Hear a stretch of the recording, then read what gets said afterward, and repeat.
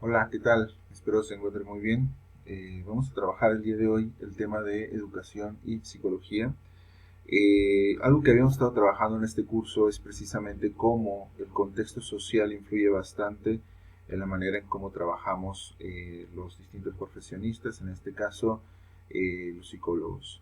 Y tenemos que empezar a iniciar a identificar las problemáticas que existen en nuestro contexto y cómo esas problemáticas impactan en la agenda de los profesionistas, particularmente ver qué tipo de resoluciones se están construyendo, ¿no?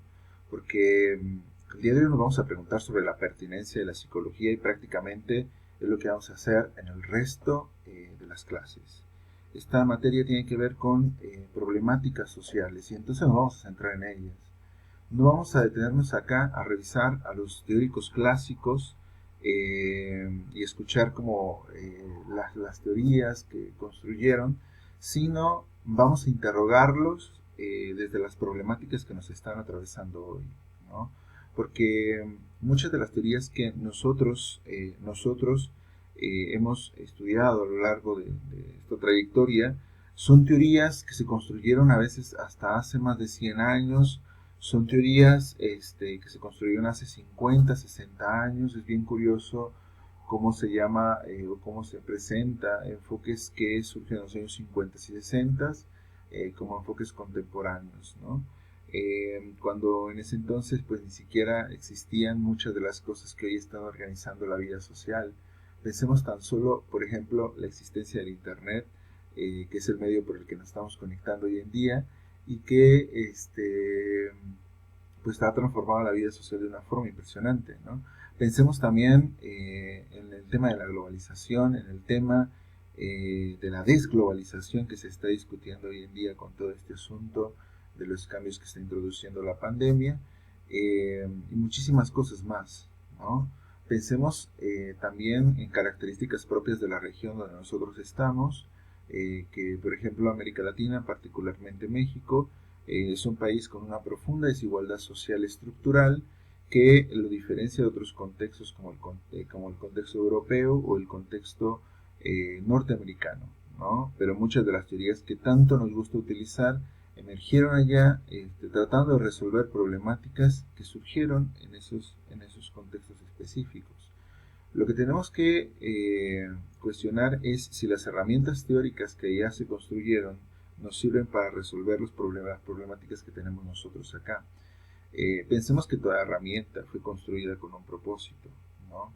A mí siempre que trato de enseñar un poco de teoría, les digo que las teorías son herramientas, ¿no? Así como un martillo fue diseñado para algo, o con ciertos propósitos y puede utilizarse para muchas cosas fuera de esos propósitos. También se pueden utilizar para cosas que quizás no sean las mejores, ¿no?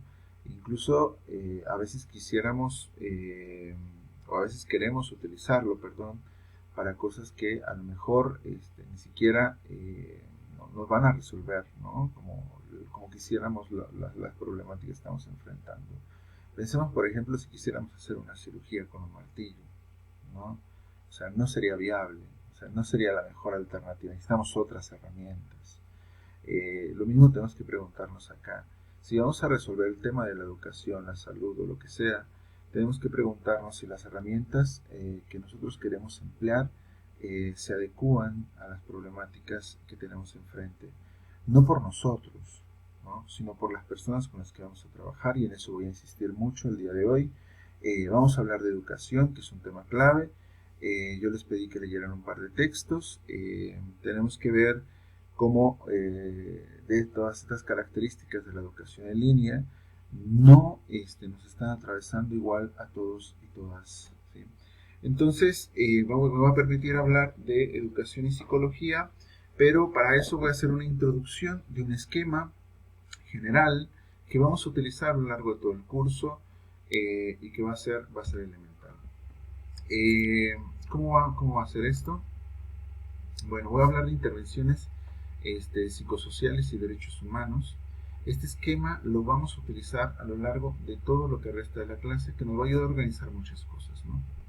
Es más, Este esquema les va a ayudar a ustedes a organizar los distintos contenidos de la carrera que hasta ahora han visto, ¿no? Y ya verán qué útil es. Bueno, vamos a hablar de los tipos de intervención en psicología, pero para eso vamos a imaginar una metáfora, ¿no? Que a mí me gusta utilizar muchísimo, que yo he trabajado, que he diseñado, pero que clarifica bastantes cosas, ¿no? Imaginemos lo siguiente, ¿no? Imaginemos una situación hipotética de una comunidad que tiene un río, ¿sí? Y ese río que lo vemos acá como representado de una forma muy sencilla, es un río enorme, caudaloso, donde hay muchos reportes de personas que se ahogan en ese río. Sin duda, quizá lo primero que corresponda sería preguntarnos por qué las personas requieren como acercarse, cruzar o estar en ese río. Y entonces hacer como un diagnóstico para diseñar algunas intervenciones, ¿no? Este sería como intuitivamente lo mejor, ¿no? Veremos que muchas veces de nuestra forma de proceder en las prácticas profesionales, a veces no hacemos esto, ¿no? Sino que actuamos bajo recetas que creemos son las mejores, pero que no tienen como un contacto real con lo que está pasando, ¿no? Entonces, me va a permitir hablar como de los tipos de intervención en psicología, ¿no? Generalmente en la clase les pregunto como qué harían ustedes, ¿no? Y entonces hay muchas personas que empiezan a decir, bueno, pues entonces yo pondría como una barrera al río para que las personas no pudieran atravesarlo. Hay quien dice, no, pues yo pondría letreros de advertencia en las partes más peligrosas y más concurridas de ese río. Hay quien dice, bueno, yo pondría un puente, ¿no? O sea, veremos que ese tipo de soluciones tienen una lógica, ¿no? Pero, ¿qué pensarían de la siguiente? Imaginen lo siguiente, imaginen que alguien dice, con que se ahogan varias personas, ¿no? Y son varias las que se van al día, ¿no? Pues yo me voy a dedicar, diría esta persona, a aprender a nadar, ser muy bueno nadando, a dar reanimación respiratoria, ¿no? Y ver como las técnicas más eficientes de animación respiratoria, voy a pararme a la orilla del río, ahí donde está la carita, ¿no? Y entonces cuando las personas se vengan ahogando, me voy a les voy a preguntar si tienen para pagar por mis servicios, y si lo tienen, me lanzo por esa persona y la saco del río, ¿no? Si no, pues lamentablemente no puedo atenderla. Está curiosa esta metáfora, ¿no? Porque la primera impresión que tienen en el aula es como una cara así como de ¿qué? O sea, ¿cómo está diciendo eso? ¿No? O sea, esa alternativa es descabellada, tiene problemas éticos, pero pensemos en la relación que existe entre esta forma de pensar la intervención en este río y las prácticas en psicología. Nos vamos a dar cuenta que la psicología durante muchísimo tiempo y casi todas las ciencias de la salud han hecho una acción más o menos similar. Vamos a atender a quien tiene capacidad de pago y los demás que va bien, ¿no? Es bien curioso que casi siempre que imaginamos a la psicología como profesión, la pensamos como una psicología en un consultorio en el medio privado, ¿sí?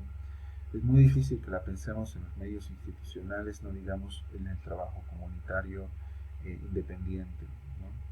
Entonces vamos a problematizar eso el día de hoy, ¿sí? Este tipo de intervenciones tiene un nombre, ¿sí? ¿Cuál es el nombre de estas intervenciones? Son intervenciones, un poquito, porque son intervenciones con enfoque curativo correctivo, ¿sí? Gran parte de la psicología dominante se ha centrado en este tipo de intervenciones, ¿no? ¿Qué es lo que hace este tipo de intervenciones? Tratar de buscar trastornos o alteraciones. Pensemos en toda esta idea de que la psicología es solamente psicología clínica y que muchas veces pensamos que lo único que debemos estudiar son trastornos, alteraciones de las personas, diagnosticarlas e intervenir sobre ellas, ¿no? Toda esa lógica está aquí, ¿no? No estoy diciendo que esté mal, que no se deba hacer, ya podemos entrar como en matices más adelante sobre eso, pero lo que sí estoy diciendo es que tiene consecuencias concentrarse en eso. Tiene consecuencias que nuestra percepción de las acciones se centra solamente en una dimensión de la realidad y no busca integrar otras, ¿no? Entonces, este enfoque curativo correctivo ha sido dominante en la psicología. Si ustedes se fijan, casi todas las teorías que ustedes estudian siguen esta lógica, ¿no? Esta lógica de buscar trastornos o alteraciones. Casi todas las teorías que se conocen como teorías psicológicas, en el fondo, tienen esta noción clínica, ¿no? Pensemos en todas las escuelas tradicionales, tipo psicoanálisis, tipo cognitivo-conductual, gestalt, de todo eso. En el fondo hay una lógica en este sentido. Algunas se distancian de la noción de trastornos, ¿no? Pero siguen insistiendo en algún tipo de alteración. Por ejemplo, el humanismo, si bien dice, yo no quiero hablar de eso, de trastornos y eso, que se ocupen otras personas, yo lo que voy a hablar es como desajustes en la realización de las personas y ese tipo de cosas, pero sí va basándose en la lógica de una especie de alteración, ¿no? Anomalía, carencia que hay en las personas, y entonces pues sigue como esta lógica, ¿no? De corregir o de curar, ¿no? Entonces, ¿qué es lo que utiliza este tipo de intervenciones para hacer algo? Lo que utiliza son terapéuticas. En el caso de la psicología, evidentemente, son psicoterapéuticas de distinta índole, pero con esta lógica, ¿no? O sea, pensemos en la persona que busca aprender a nadar y a dar reanimación respiratoria. Lo que está haciendo es sofisticar, ¿no? Como sus capacidades teóricas y técnicas, ¿no? Alguien que se busca como focalizarse en las interacciones en psicoterapia está haciendo algo más o menos similar. Insisto, no estoy diciendo que esto sea inadecuado o que no deba hacerse, ¿no? Sino que cuando ampliamos la mirada, ahorita las otras intervenciones, veremos que es necesario no solamente concentrarnos en estas formas de pensar las intervenciones en psicología, porque, insisto, tiene consecuencias. Bueno, entonces utiliza terapéuticas y generalmente trabaja caso por caso, trabaja con individuos, ¿no? Hay algunas psicoterapias centradas, por ejemplo, en el trabajo con la familia, en el trabajo con grupos, pero que siguen reproduciendo las características previas, ¿no? Y que por tanto las vamos a clasificar acá. En términos generales, este tipo de intervenciones en psicología son intervenciones individuales, ¿no? Y una característica que si bien no nota en este esquema, pero que sí ha caracterizado a la psicología en el mundo, incluso en México, es que la mayor parte de estas intervenciones sean en el medio privado. Fíjense lo difícil que es pensar en la atención psicoterapéutica en instituciones públicas, en instituciones, por ejemplo, donde tenemos seguridad social. Hay muchos problemas en ese sentido, ¿no? Y es porque los psicólogos y las psicólogas no nos hemos metido a discutir esta idea de la psicoterapia a partir de la cobertura la cobertura de un seguro, por ejemplo, ¿no? O sea, casi siempre se piensa como una práctica añadida, como una práctica que no tiene que ver con el derecho, ¿no? O sea, pensamos muchas veces en el derecho a la salud, pero no pensamos o no estamos argumentando en torno al derecho a la salud mental, ¿no?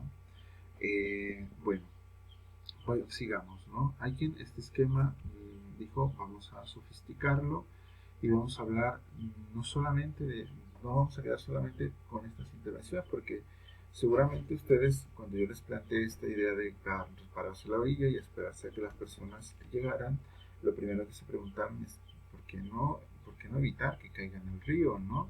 Y entonces por eso surgieron otro tipo de intervenciones, que son las intervenciones con enfoque preventivo, ¿no? Estas intervenciones lo que buscan es trabajar con algo que se conoce como factores de riesgo o factores protectores.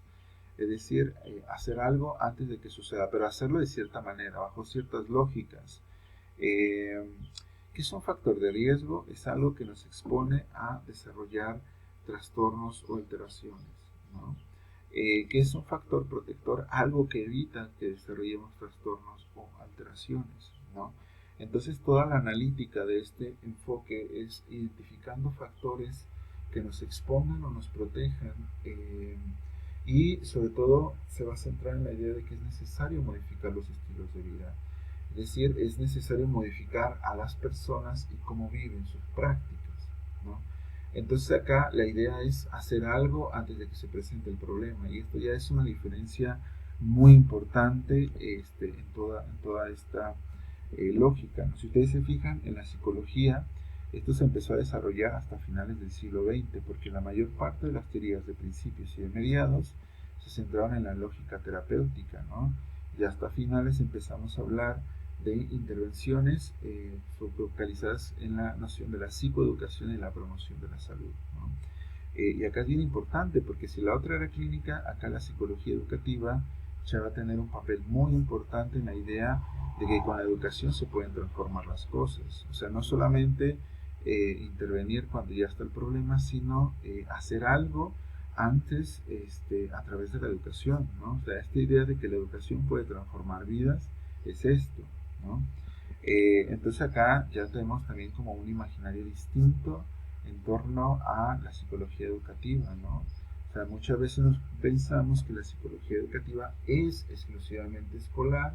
Acá lo que estamos viendo es que la psicología educativa excede el ámbito escolar, excede el ámbito de la pedagogía, excede el ámbito de la primaria o la secundaria, ¿no?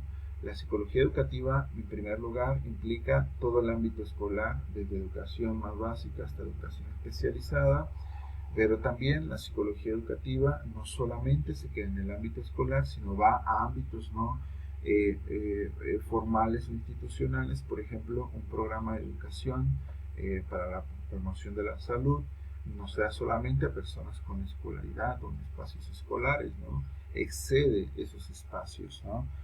Hablar, por ejemplo, de prácticas de prevención de la violencia, de violencia de género, por ejemplo, entra como en este territorio, ¿no? En cierto sentido. Entonces, la psicología educativa tiene ámbitos escolares y no escolares, excede a los ámbitos escolares, aunque es cierto que su agenda se ha concentrado más en los espacios escolares que no son escolares. Quizá un reto que tenemos hoy los psicólogos es precisamente el de llevarlo a espacios extraescolares, ¿no? de distinta manera. Entonces, este segundo enfoque no solamente ya trabaja con individuos, sino también con grupos, porque la idea de la intervención educativa, es más este trabajo colectivo, con procesos colectivos, no solamente individuales, ¿no? Eh, bueno, sigamos. Hay quien a finales del siglo XX no quedaba como satisfecho, ¿no? con solamente estos dos enfoques, y empezó a preguntarse por esta idea de las causas, ¿no? Y empezó a hablar de la necesidad de intervenciones con enfoque político, económico, social y cultural. Eh, pero fíjense en esto, aquí ya cambia la lógica. Aquí es donde va a ser necesario que la psicología no solamente se vuelva unidisciplinar, sino que se vuelva trans y multidisciplinaria, y entonces empiece a dialogar no solamente con las ciencias biológicas, sino también empiece a dialogar con las ciencias sociales, porque las ciencias sociales nos permiten contextualizar nuestras prácticas, ¿no? O sea, muchas veces tiene una concepción muy negativa de ciertas ciencias sociales, pero lo cierto es que toda acción técnica necesita contextualizarse. O sea, yo podré ser muy bueno en medicina, pero si no tengo las condiciones sociales para cómo suministrar esa capacidad técnica, no sirve de nada, ¿sí? O sirve de muy poco, ¿no? Lo mismo pasa con cualquier cosa, ¿no? Con cualquier tipo de tecnología. O sea, pensemos en todas las dimensiones sociales de la utilización de una computadora, ¿no? De todos los análisis que hay en torno a los datos que se producen de nuestra actividad en todos estos equipos, ¿no? Y que son datos que se producen desde las ciencias sociales en general, ¿no? Entonces este tercer enfoque va a construir una psicología que busca hacer este diálogo con las ciencias sociales, y entonces va a tratar de intervenir otro tipo de cosas. El primer enfoque se centra en intervenir a la persona. El segundo enfoque está muy centrado en la forma en cómo vive esa persona. Pero este tercer enfoque, más que centrarse en la persona, en sus formas de vida, se va a centrar en cómo las condiciones sociales hacen que esa persona viva, ¿sí? Y por tanto experimente el mundo. Entonces, este tercer enfoque se va a centrar en algo que se conoce como proceso de estructuración social, ¿no? Que quizá es un concepto nuevo, que es un concepto muy propio de las ciencias sociales, que ya ustedes verán más adelante en su carrera, pero que rápidamente lo explico. Los procesos de estructuración social son las formas en cómo se distribuyen los recursos y el poder, ¿no? Son características que todos tenemos, ¿no? Y que por tanto tenemos una adscripción social y que eso nos hace tener acceso diferenciado a distintas cosas. Por ejemplo, a mí me gusta mucho presentar esta idea de los procesos de estructuración social como un trasfondo no elegido. Nosotros tomamos muchas decisiones en nuestra vida, muchas, pero si ustedes se fijan, el abanico de opciones que se nos presenta no es igual para todos. Pensemos en la idea de quédate en casa. ¿Sí? Pensemos en el abanico de opciones que se presentan en función a la clase social, ¿no? Es distinto el tipo de consumos que se puede hacer, el espacio del hogar, ¿no? En términos materiales, cuántos metros cuadrados tiene una casa, si existen o no espacios físicos, espacios privados, cuántos equipos hay, ¿no? Para poder trabajar, por ejemplo, en una clase en línea. En función de la clase, todas esas cosas son profundamente variables. Uno de los retos más grandes, por ejemplo, que yo tuve al pensar cómo trabajar con ustedes, es precisamente quién tenía acceso y quién no tenía acceso, ¿no? Un dato que nos pasaron desde Rectoría indica que el 20% de los alumnos de CUCS no tiene acceso a Internet, ¿no? Acceso permanente a Internet. Otra cosa es que más o menos el 70% de los y las alumnas en CUCS no tiene un equipo en casa exclusivo para ellos, ¿sí? O ellas, es decir, que comparten con con otras personas. Imaginemos un hogar donde se tiene una computadora o dos computadoras, pero hay tres estudiantes que necesitan tomar clase en línea, pero además hay personas que necesitan hacer home office. ¿Cómo se repartirían? ¿Cómo accederían a los contenidos, ¿no? Esta idea de los clips, que a lo mejor es un poco frío porque no podemos interactuar en este momento, pues da como la ventaja de que se puede acceder en distintos tiempos, pero una clase en vivo, siguiendo con regularidad a lo largo de la semana, ¿no? En un hogar donde están estas características, pero además no hay espacios privados, pero además el trabajo cambió, pero además empieza el desempleo, etcétera. Evidentemente genera una experiencia educativa muy particular, ¿no? Entonces, los procesos de estructuración social precisamente corresponden a cuál es mi clase social y en función de mi clase social a qué tengo acceso, ¿no? Pero hay otros procesos de estructuración social o otras estructuras sociales, como son la clase, el género o la raza, ¿no? Es decir, hay personas que son discriminadas por cuestiones de género, por cuestiones de raza, que no eligen ser discriminadas. Una persona indígena no elige que lo discriminen, pero el contexto sociocultural está armado de tal manera que le piensa negativamente. Las mujeres, por ejemplo, no eligen por sí mismas ganar 25% menos que los hombres en el mismo trabajo, con las mismas labores, etcétera, porque ellas quieran, ¿no? Es un contexto que estructuralmente discrimina y genera una diferenciación en el acceso a las cosas. Entonces, todos estos procesos de estructuración social tienen que ver con cómo se distribuyen los recursos y el poder en una sociedad. Entonces, este tercer enfoque no busca intervenir trastornos, factores de riesgo, sino procesos de estructuración social. Y fíjense en esta idea, es muy interesante. ¿Qué hace que ciertas personas tengan ciertos factores de riesgo y ciertos factores protectores? Lo que hace eso precisamente son los procesos de estructuración social. O sea, mi clase social, mi género, lo que hace es que yo tenga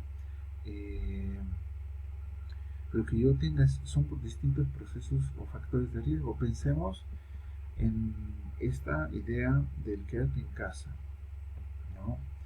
Pero pensemos en una persona que trabaja en el sector informal, que es una gran cantidad de trabajadores en México, más o menos el 60% de los trabajadores en México no tienen prestaciones de ley, no tienen sueldo permanente y generalmente es autoempleado. Con todo esto de la pandemia, hacer una declaratoria de un quédate en casa, pero aparte hacer lo que hizo el gobierno del estado de hacer una cuarentena obligatoria, ¿no? Multando a las personas que andan por la calle sin cubrebocas, incluso haciendo actividades no esenciales, pues muchas de esas personas van a tener muchas dificultades porque no están teniendo ingresos. El asunto es cómo le van a hacer para subsistir. Yo el día de ayer tuve que salir precisamente a comprar como cuestiones de comida, ¿no? Y es evidente algo, no sé ustedes, pero a mí me parece impresionante cómo los excluidos, las personas más excluidas de las sociedades donde estamos, se ven en las calles, se ven más claramente en las calles, ¿no? Entonces, este tercer enfoque intenta hacer visible eso, ¿no? Que no todos estamos posicionados igual en esta sociedad, ¿no? Pensemos en una persona que con el siguiente caso, ¿no? Pensemos en una persona que vive depresión, ¿no? Y que llega con nosotros de abajo, pero que no puede pagar una consulta, ¿no? No puede pagar una consulta. Pensemos una sesión que cuesta 300, 400 pesos la sesión, y asumamos que es una vez a la semana, una vez cada 15 días, ¿no? Entonces, si es una vez a la semana, más o menos las personas invertirán 1.600 pesos al mes. Si es 2 veces al mes, 800, ¿no? Vamos a relativizarlo. Pensemos cuántas personas en México viven debajo del umbral de la pobreza. Según el Coneval, que es la institución que se encarga de medir la pobreza en México, más o menos 54 millones de mexicanos viven debajo del umbral de la pobreza. O sea, es casi el 50% de los mexicanos. 54 millones de personas, es una cantidad extraordinaria, ¿no? ¿Cuál es el umbral de la pobreza? Son 2.500 pesos al mes. Entonces, pensemos, 1.600 de 2.400 pesos. Les quedarían más o menos 900 pesos para comer al mes. Pensemos en las personas que van a llegar río abajo y no van a poder pagar una consulta, pero tienen depresión, tienen angustia o tienen cualquier tipo de trastorno o alteración, ¿sí? Evidentemente necesitamos otras estrategias, ¿no? Porque si estamos hablando que la mitad de la población en el país donde estamos no va a poder levantar la mano allá ni ser sacados por la iniciativa privada, pues tenemos muchos problemas. Y no es que los psicólogas debamos dejar de cobrar, eso no estoy diciendo. Tampoco estoy diciendo que dejemos la práctica privada. Lo que estoy diciendo es que si organizamos solamente las acciones focalizadas en esa lógica, muchas personas van a quedar fuera. Y a esto me refiero con que las herramientas que se construyeron en otros contextos no necesariamente nos están ayudando a resolver los problemas del nuestro. Eh, entonces, ¿qué hace este tercer enfoque para trabajar? ¿No? Si el otro utiliza terapéuticas, el otro la psicoeducación, este va a diversificar más su trabajo, va a hacer modificación de políticas públicas, la educación masiva, que es importante, el trabajo comunitario participativo y algo que se conoce como acompañamientos psicosociales. Y lo interesante de este tercer enfoque es que ya no solamente va a trabajar con individuos, grupos, sino también con poblaciones, es decir, va a tener un impacto amplio.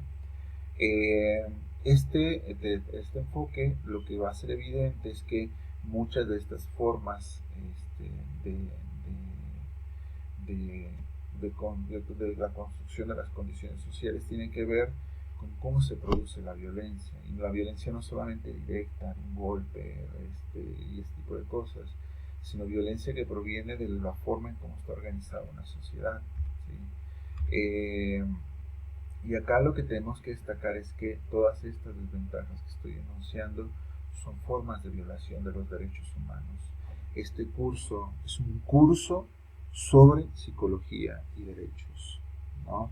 Y lo que vamos a tratar de hacer es que la psicología no solamente debe ayudar a las personas a resolver como trastornos o alteraciones, sino que la psicología contemporánea, la psicología del siglo XXI, debe centrarse en la construcción de derechos humanos, debe centrarse en habilitar vías, formas en que las personas puedan ejercer sus derechos más elementales. Es decir, no solamente una lógica clínica, necesitamos una lógica más integral, ¿sí? Que no solamente se concentre en lo primero. ¿Sí? Entonces, este esquema lo vamos a utilizar a lo largo del curso, ¿sí? A lo largo de todo el curso. Y van a ver que nos va a ayudar a explicar muchísimas cosas. En el tema educativo, lo que nos vamos a dar cuenta acá es que no solamente necesitamos intervenciones centradas en problemas de aprendizaje, como lo haría el primer nivel de intervención. O sea, pensemos, por ejemplo, en esta psicología educativa que se centra solamente en localizar a los niños que no aprenden bien, ¿no? Y entonces a diagnosticarlos y generar intervenciones para corregir estos trastornos, alteraciones, y hacer intervención caso por caso, ¿no? En la psicología educativa también necesitamos, por ejemplo, que vaya a estos otros ámbitos, por ejemplo, la cuestión de la psicoeducación en ámbitos no formales, pero que también vaya al ámbito político, ¿no? O sea, que la psicología educativa se meta al tema de los planes y programas de estudio, es decir, la educación masiva, pero que también la psicología educativa se meta en las políticas educativas, que empiece a plantear la idea de políticas educativas integrales, ¿no? Si ustedes recuerdan el documental de Michael Moore que yo les pedí que vieran hace algunas sesiones, es muy interesante, por ejemplo, como el caso de Francia tiene una política educativa muy interesante de los comedores públicos en las escuelas, con ustedes se recordarán cuán impresionante es ver eso,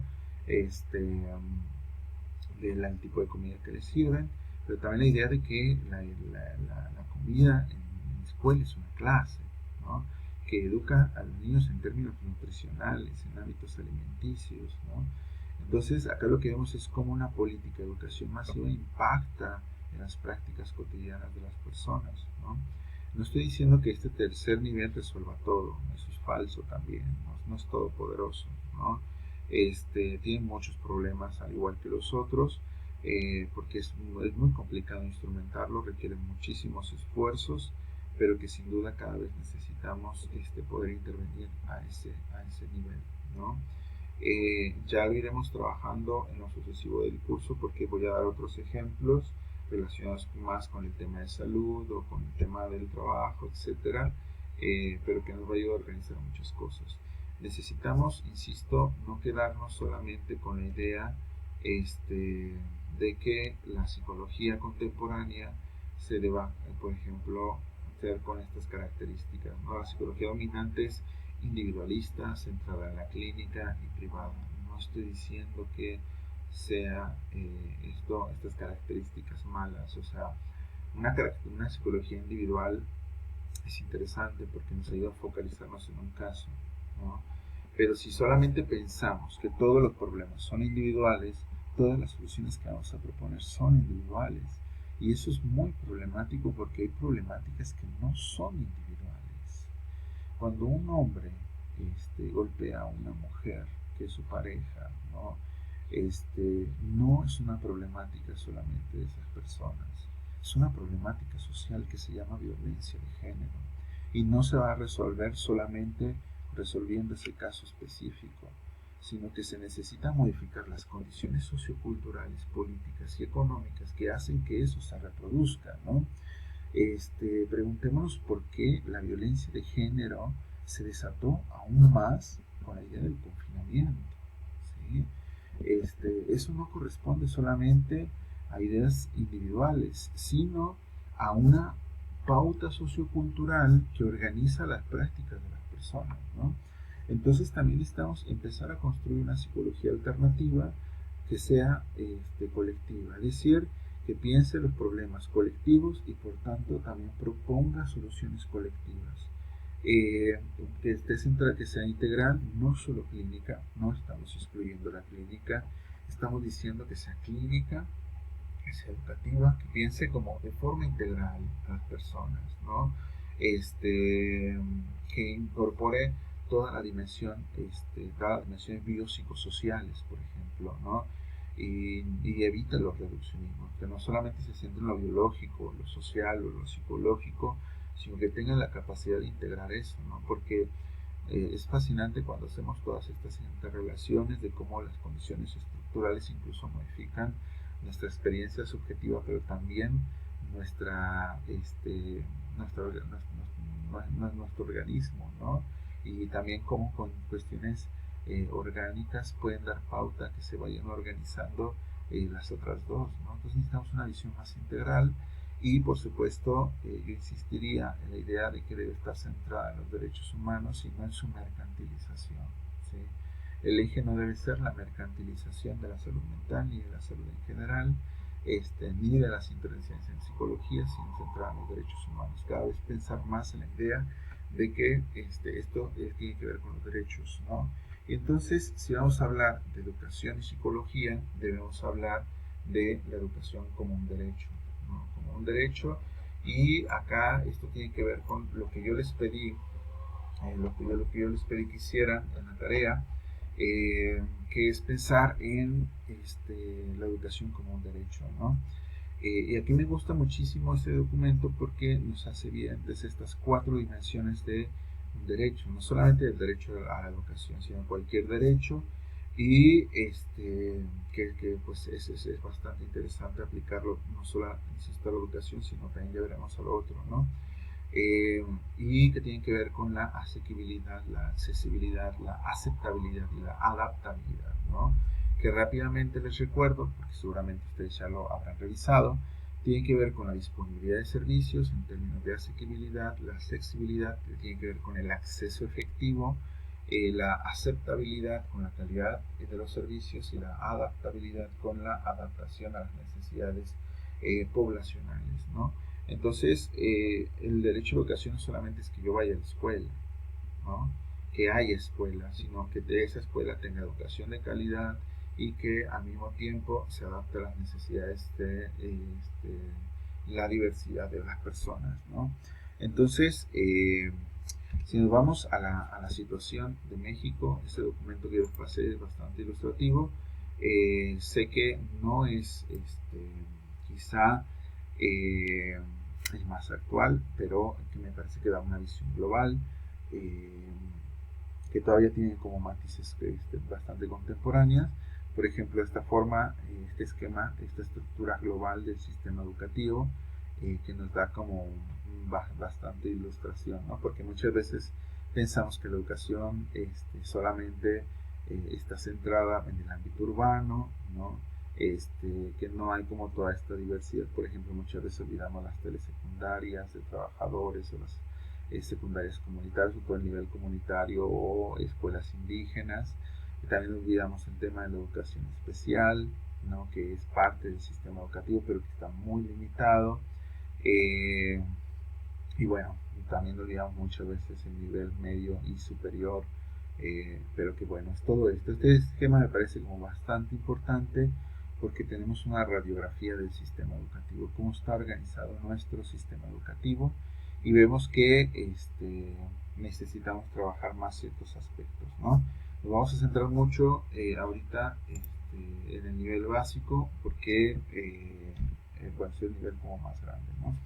Y si habláramos de características estructurales, no me voy a detener a hablar de todos los datos numéricos que son impactantes en el documento, pero sí quisiera anunciar algunos, ¿no? O sea, por ejemplo, tenemos una cantidad extraordinaria de estudiantes, más de 30 millones, más de 1.5 millones de docentes, más de 240.000 escuelas o planteles, que es un sistema muy grande, o sea, es un sistema educativo enorme, ¿sí? Enorme, eh, que tiene muchos problemas, ¿no? Muchos problemas. Pensemos y contrastemos con el sistema finlandés, que es muchísimo más pequeño que el nuestro, eh, pero que responde de otra manera, ¿no? Recuerden el documental de Michael Moore, cómo se caracteriza el sistema educativo finlandés, que es bastante interesante en muchos sentidos, ¿no? Entonces, pensemos en lo siguiente, ¿no? Hay una metáfora que me gusta mucho de Manuel Antón, ¿no? Que él dice más o menos lo siguiente, ¿no? Nuestro sistema educativo es como lo siguiente, ¿no? Imaginemos un camión, ¿no? Un camión donde va un chofer y van los estudiantes dentro de ese camión, pero ese camión tiene muchos problemas, ¿no? Los asientos están rotos, hay asientos que faltan, ¿no? La pintura está desgastada, le faltan vidrios, las llantas están desgastadas, ¿no? Que va caminando sobre un camino de terracería, ¿no? Eh, con baches, con varios problemas, ¿no? Con obstáculos en el camino, y va avanzando lento, ¿sí? Gil Antón, que es uno de los grandes investigadores de la educación en México, dice, pues más o menos, vamos a suponer que este camión es el sistema educativo mexicano y el camino son las condiciones del país, ¿no?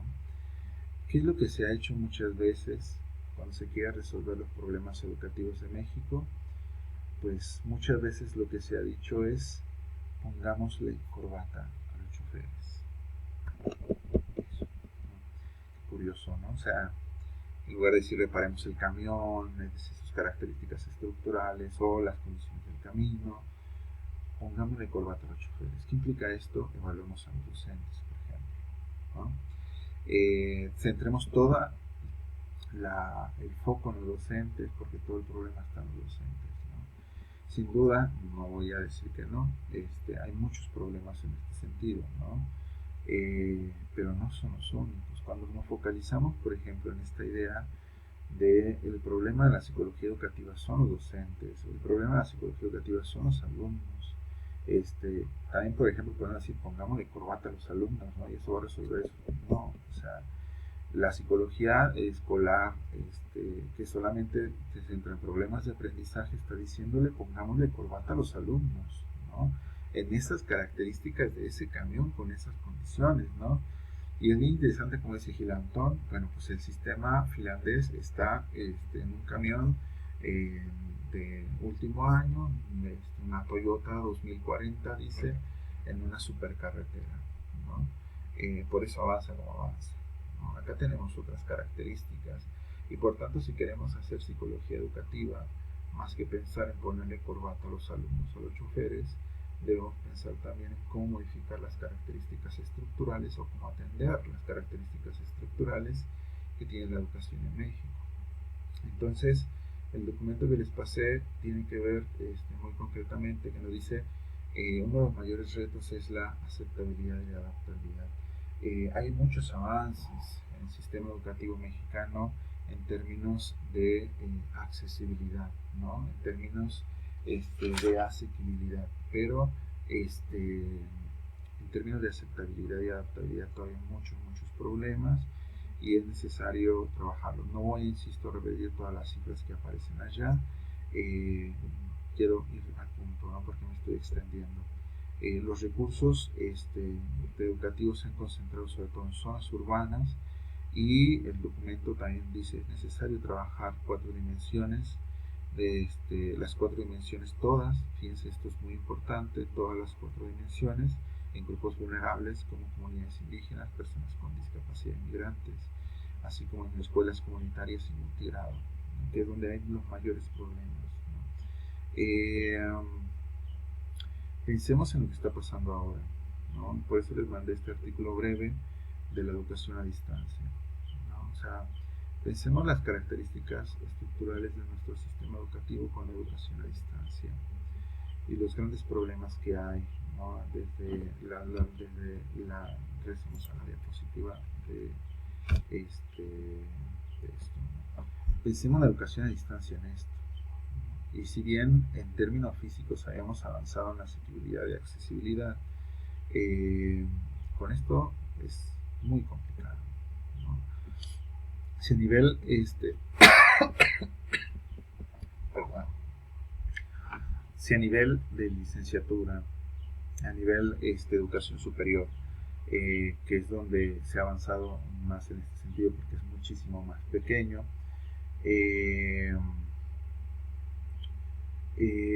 hubo como muchos problemas, ¿no? O sea, muchos alumnos, alumnas están quedando fuera, ¿no? O sea, yo por ejemplo, y esto lo identifiqué de inmediato cuando hice como un sondeo con ustedes, o sea, tenía una gran cantidad de estudiantes que no podían seguir clases en vivo, ¿no? No podían, por más que querían, ¿no?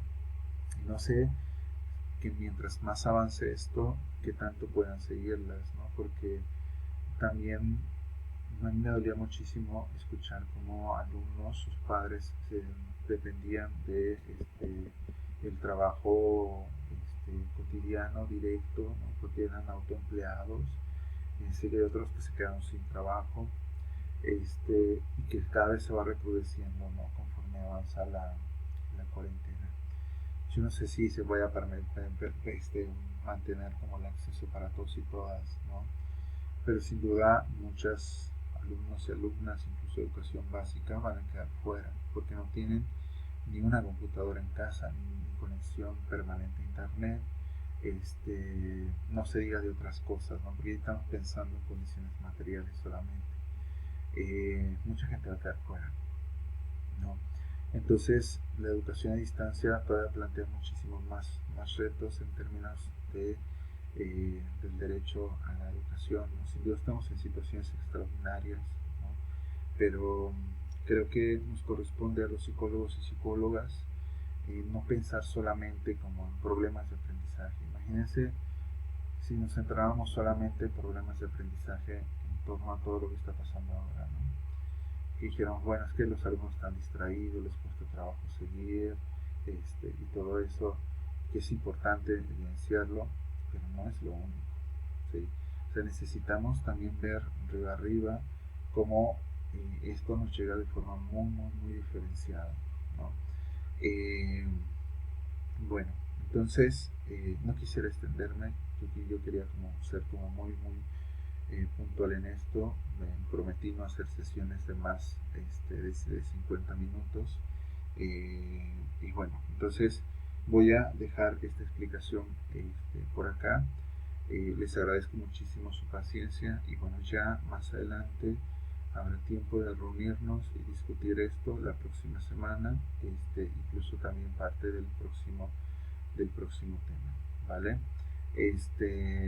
Me gustaría en eso discutir cómo están transitando ustedes todo esto. Pues les dejo y